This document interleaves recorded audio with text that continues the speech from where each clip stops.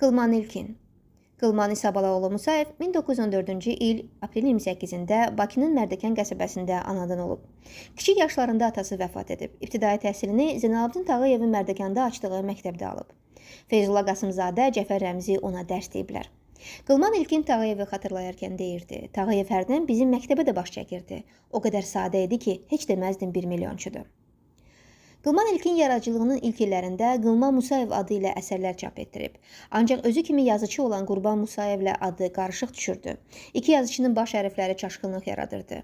Bu səhvli yaradan qaldırmaq üçün o özünə İlkin təxəllüsünü götürür və o gündən bütün yaradıcılığını Qılman İlkin kimi davam etdirir. Qılman İlkin yaradıcılığa bir publisist kimi başlayıb. Onun ədəbiyyat qəzetində tənqidi məqalələri dərc edilib. 1943-cü ildə Yaralı Şahin adlı hekayə ilə rəğbət qazanıb.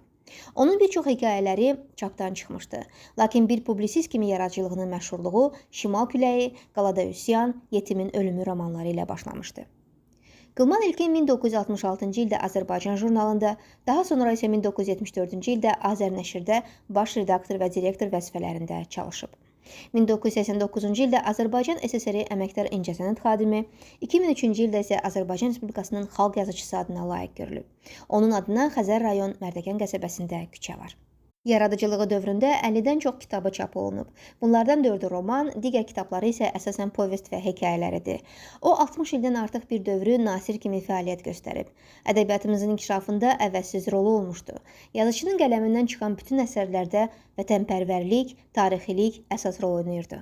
Qarabağ müharibəsindən bəhs edən publisistik məqalələri gəncləri vətənpərvər ruhda yetişdirir.